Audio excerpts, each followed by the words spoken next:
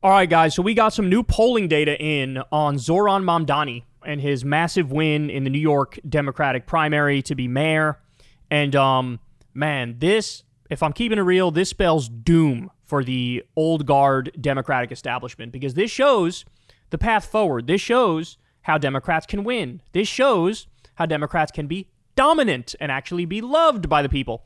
So let me walk you through this here. Let's start with this one. We have a whole bunch of different poll numbers to get to, but let's start with this one. Top issues contributing to Mamdani support were lowering costs, taxing the wealthy, and support for Palestinian rights. So you can see the specific numbers here. We can walk through it. His plans to lower costs, 89% of people said that affected their decision to vote for him. So that was a huge thing. Cost of living, I'm going to lower prices, affordability. That was that was the biggest thing where people said, I like this guy. I'm going to support this guy. Okay, 89%.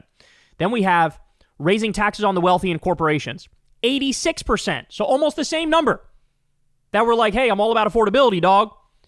Almost the same number said, yeah, I mean, you should tax the wealthy because the rich are getting richer and the poor are getting poorer and it's getting absurd. You got Elon Musk is on track to become a fucking trillionaire. A trillionaire. While fucking hundreds of thousands of people are homeless and millions of people don't have health insurance and go bankrupt from medical bills. And so people are, they're starving for a little bit of redistribution of wealth. They're starving for a new deal. So 86% said tax the wealthy. I love that about him. Support for Palestinian rights. 62% say that was a big asset in determining why they voted for him. 62%. So in other words, the thing that the establishment Democrats thought would be a massive liability for him, it was not a liability. It was an asset. It was a benefit. And then I'll just continue here for the ones that are above 50%. His personality, 60% said that was a big thing as to why they voted for him. His plans to remove red tape and regulatory bottlenecks, 54% said that. His debate performance, 51% said that. His debate performance was a reason they voted for him. So, I mean, this is the roadmap right here. Affordability. Tax the wealthy. Support Palestinian rights. Stand up against the Israeli genocide. Those were the big things. New poll, the dam is breaking in the Democratic Party. Our poll with Data for Progress found that Mamdani's unapologetic support for Palestinian rights supercharged his campaign to victory, with 78% of New York City voters saying Israel is committing genocide in Gaza. Let me repeat that. Nearly 80% of the voters in New York said, yeah, Israel is committing a genocide. So Zohran is a longtime champion of Palestinian rights, achieved a historic victory in June. This poll of 513 voters who cast a ballot in the primary was conducted July 11th to 17th, and that was before images of Israel's forced starvation in Gaza made global headlines. Interesting. So New York City primary voters were strongly pro-Palestinian and highly critical of Israel. 78% say Israel is committing a genocide. 79% support restricting weapons to Israel. And 63% of New Yorkers support arresting Netanyahu if he visits New York City. 63%. Again, when Zohran said that, it was viewed as like, oh, how dare he? How could he?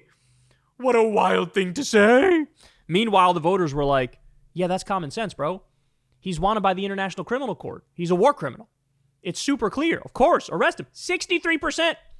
That's a colossal majority. So that is absolutely, positively huge. Then I'll also give you this. Ready? When you look at the polling, so they did Zohran versus all the other candidates, and then they narrowed it down to if it ends up being Zohran versus one candidate like Cuomo, who's currently the one who's in second place right now. But no matter how you slice it or dice it, Zohran is crushing them. So in this poll, Zohran's at 50% in a 5-person race. And the closest person to him is Andrew Cuomo with 22%. And then Zohran also has a 52-40 lead over Cuomo in a head-to-head battle. So still a double-digit 12-point lead. Even if Eric Adams drops out, even if Curtis Sliwa, the Republican, drops out, it would still be 52-40 Zohran. He is showing the roadmap. And there's a deeper reason, too, why I say he's showing the roadmap. And this is that reason right here. Look at this. More poll numbers on him. 85% of young men support Zohran Mamdani. 79% of young women support Zohran Mamdani. 67% of Jewish people who are 18 to 44 support Zohran Mamdani. 65% of black people age 18 to 44 support Zohran Mamdani. We heard this stuff all the time from Democratic pundits after the last election, right? Oh, Democrats have lost ground with certain groups, and we need to bring back these groups, and we need to make sure we appeal to them. And everybody's got their fucking theory as to how you appeal to young men, how do you bring them back in, right? Well, now you have an example of a guy who did it in overwhelming numbers, in crushing numbers, and all those same people are running and hiding and not even endorsing Zohran, even though they're Democrats. Hakeem Jeffries running and hiding. Chuck Schumer running and hiding. A lot of the establishment Democrats are running and hiding. Why? Because they take money from AIPAC, they take money from the Israel lobby, and they know Zohran is critical of Israel, Zohran is anti-genocide, Zohran is pro-Palestinian rights. They don't want to be asked about Zohran. They don't want to have to endorse a pro-Palestinian Democrat. So what are they doing? Being cowards. Being little cowards and little bitches. And so, but here you go. He showed you the way. Democrats all across this country, he's showing you the way. Take all your fucking theories about, oh, what if we bring up Ezra Klein and abundance and talk about zoning reform? This is a Democratic socialist who ran on a pro-Palestine message and on a message of affordability. And he crushed. Now, are his personal characteristics and his charisma, does that count for nothing? No, of course not. Of course that stuff matters. And is it a big deal? Sure, it definitely is a big deal. 60 or 61% said that was one of the main reasons why I really like the guy, right? But you have to marry that charisma and that like natural ability. You have to marry that with an agenda for the people. And he was able to do that easily because he actually believes in this shit. He actually cares about this shit. He actually wants to end the genocide. He actually wants to make living in New York City more affordable. Right? He actually wants to do free buses, for example, and daycare, and freeze the rent, and stuff like that. But again, 85% of young men support Zohran. So any Democrat who, hey, I want to be successful, I want to make it in the party, I want to make a name for myself, I want to do some good things, here you go. The roadmap is here. Affordability, again, he's running for mayor, so it's a little different than if you're running, for a federal position, but the idea of make life easier for people, make life better for people, affordability, take some things off the table like freezing the rent, take some things off the table like free buses and daycare and shit like that. Run on that and try to stop the fucking genocide unfolding in front of our eyes, and boom, you'll make it. You'll be popular. So just based on what we've seen so far, dog, Zohran is pretty goated. I love that we're now no longer talking about moral victories for the left these days. Because for the longest time, if you're on the left, it's just a track record, a litany of heartbreak after heartbreak.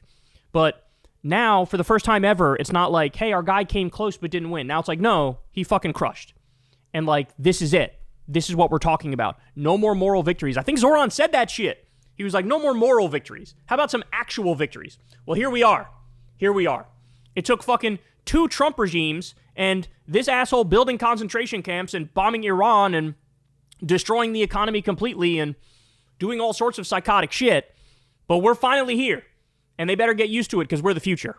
Hey, y'all, do me a favor and like and subscribe. It helps out big time in the algorithm.